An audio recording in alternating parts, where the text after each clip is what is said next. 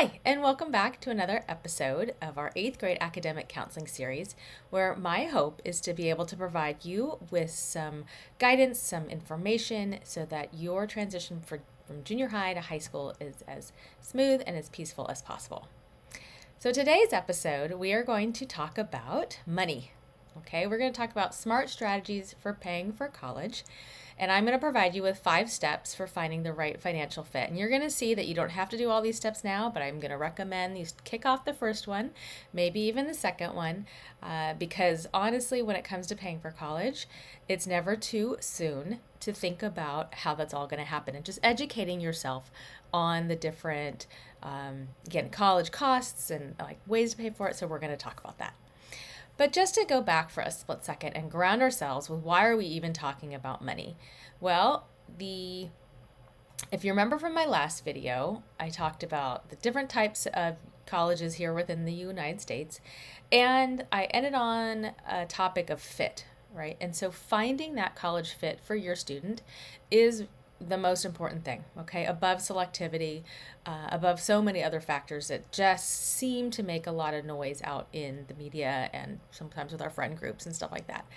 And really what I want to emphasize is when it comes down the road, okay, when we're talking about college for your 8th grader, you're going to be looking at these 3 different types of fit, and that is academic, social, and financial.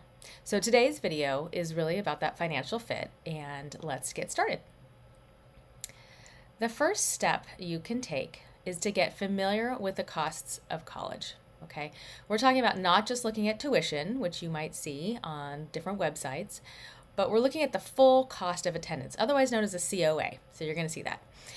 This includes tuition, housing, books, food, things like a medical plan, travel, any other fees. And some colleges I'm learning have sports fees. And so it can just depend on what that college is wrapping up into the total cost of attendance. The important thing is that you start to understand the range of COAs across different types of schools. And again, my last video shared a little bit more on some costs for some of our most commonly applied to schools, right?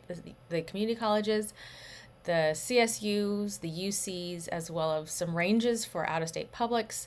A WUI I'll throw in here, which is an exchange, a tuition exchange within certain colleges here on the West Coast. Again, something to consider, as well as private colleges. So let me give you just for example, UCLA is my example. Tuition at UCLA is around $15,000 a year right now. Housing and food is around $18,000 right now. Books and other school supplies, things like that, is a little less than $2,000. Add in health insurance at $3,700. Personal expenses around $2,000, right? So you're looking at an all-in, in the state of California, cost of attendance of around $42,000. Okay, so these are the kinds of things I want you just to be a little bit more familiar with. And again, it's that cost of attendance number that I think is really important for you to understand. So the other thing you can do is run what's called the net price calculator for an estimate from any college. And this is pretty much every school will have one. They range in how their accuracy, but it will give you a good starting point for understanding what particularly colleges might cost that might be in your mind, thinking that might be good fits for your student. And ultimately, of course, you're not going to know the total cost. Even the best net price calculators are not going to give you the actual amount until your student has been accepted to that school and received that financial information, okay? But my tip for you, my pro tip is to go ahead and run the net price calculator, the MPC, for 3 to 5 colleges now. Again, just build in this ability to understand how much colleges cost. And if you look over here on my little timeline, you can see this is something I'd recommend starting now, anytime between now, 9th grade, to get familiar with these costs. All right, moving on to step 2. Step 2 is around understanding what the different financing options that you and your family are going to have. So this includes your savings. It would be income or even investments that you have, and can you tap into that? Can you cash flow? Merit-based scholarships, so free money that is provided typically for things like grades, test scores, things like that. Totally depends, often from the school, but like it totally depends what GPA they're looking for, what test score they're looking for. And keep in mind that not all schools offer this. The next is need-based grants. So these are going to be for families who typically have a below a certain income level. And these, again, can come from the government in the form of federal, like Pell Grants, or state Cal Grants here in California, or can even come from the school themselves. Loans, also not free money, but something that you'd have to repay or your student have to repay, is an option. Work study, where students actually work and that money goes directly back to the school, can help pay off some of the bills. And then there's other options such as extended family, grandparents, that kind of thing, as well as GI bills for dependents of veterans or active military, and certainly ROTC, which is another military option where you get a scholarship in exchange for enlisting for a few years.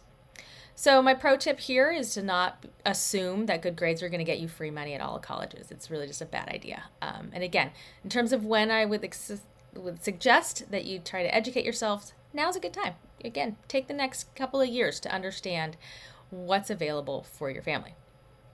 And that leads us right to step 3, which is determining what your family budget is going to be and making sure that you communicate it to your student. So you can see here some of the questions that you might want to ask are, how much are we able to pay as a family? And again, with other children, right, the more children you have, it might decrease the amount you're able to pay per child.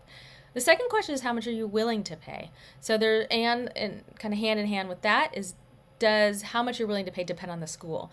I've met some families who are willing to pay more for maybe a name brand than they would be for another school. And again, that's a personal decision that every family will need to make.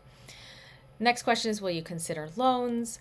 And do you, and if yes, for whom, like you as a parent or as the student? And then lastly, do you expect the student to contribute, right? Is that something that they should be working summers, but through high school in order to save up money?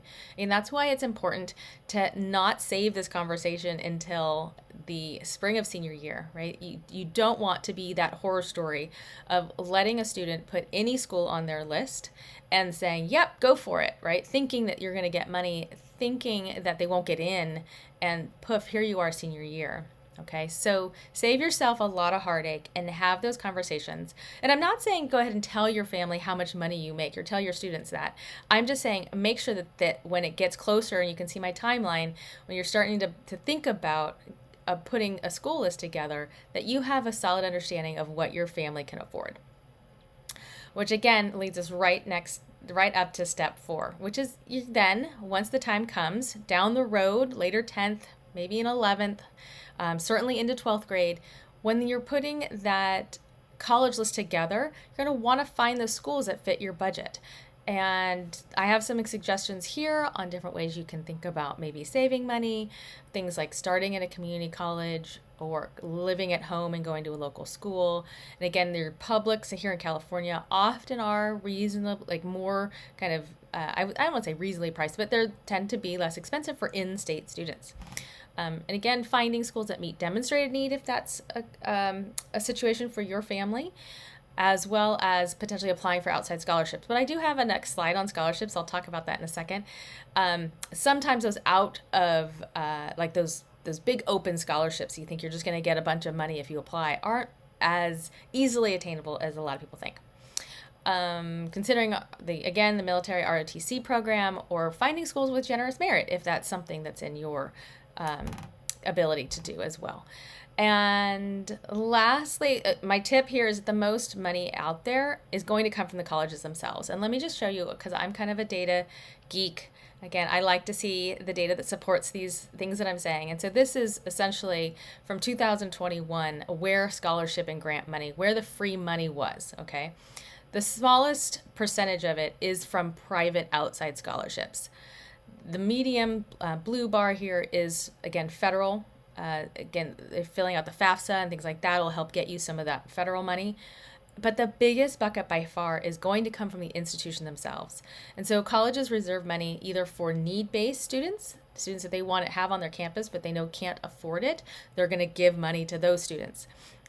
Students that they want to have on campus and maybe they don't have a need, but they're high achieving. Some schools are going to reserve some money to give merit-based scholarships. So all of that, whatever comes directly from the college, is this big yellow bar. So something to keep in mind. And then my last tip is going to come not till spring of senior year, and this is where you're going to choose an affordable college, okay? Let me just give you some tips. It's not advisable to dip into retirement savings. It's not advisable to take out student loans that won't have a positive ROI based on that graduation expected earnings, right? So that could look different for perhaps an engineer versus maybe a teacher, right? So thinking about the types of loans and who's going to take them and what that post-graduation earnings could look like and how able you are to pay off those loans. Also, a pro tip is that some professions, like becoming a doctor, it's advised you actually go to the cheapest undergrad you can, get great grades, the name doesn't really matter, and spend the money, save the money and spend it on your grad school that you're going to need for some of those professions.